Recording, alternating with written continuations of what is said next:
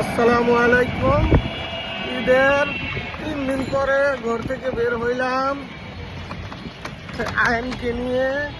এখন আমরা জোহর নামাজ শেষ করলাম, শেষ করে এখন দাদির কাছে যাচ্ছি গুরুস্থান কবর জিয়ারত করতে, তাই না বাবা? বলো, তুমি কিছু বলো, তোমার কেমন লাগতেছে? আমার তো আলহামদুলিল্লাহ অনেক ভালো লাগছে। এই পরিবেশটা সব জায়গায় ঘুরি থাকার দরকার। আমরা তো এবার ঈদে কোথাও ঘুরতে গেলাম না, তুমি কি এতে রাগ করছো না? ঠিক আছে, ঠিক আছে, ঠিক আছে। এখানে তাকায় বলো, জোরে বলো, ঠিক আছে। ঠিক আছে। যেই গরম, এই গরমে কোথাও ঘুরতে যাওয়ার মতো মানে সম্ভব হয়ে ওঠে নাই। প্রচুর রোদ, অনেক গরম, তাই না? একটা জায়গা আছে তো, কোনটা? এই থেকে বাবুল্যান্ড। বাবুল্যান্ড? বাবুল্যান্ড যাবা? হ্যাঁ, এই থেকে বাবুল্যান্ড। আচ্ছা, ঠিক আছে।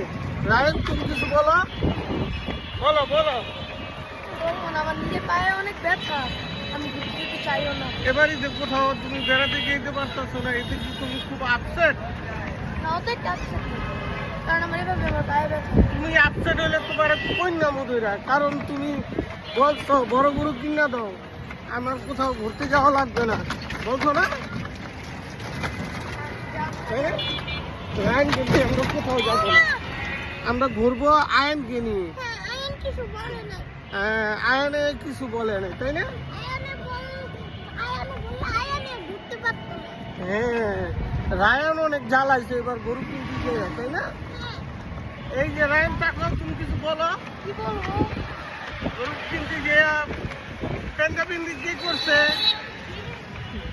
কান্না কি করছে? কান্না মাইয়ের মতো কান্না, লেডিস মতো। পানি খাওয়াচ্ছি যেভাবে আমি ওইটা কাকে কাকে দেন তোমাকে ও ওর কথা মুখ আরেকটা কেউ তোমাকে যে গোল পানি যে খাবে না। বলো বলো। চারটা গরু কিনতে নিয়ে অকিনা হবো না।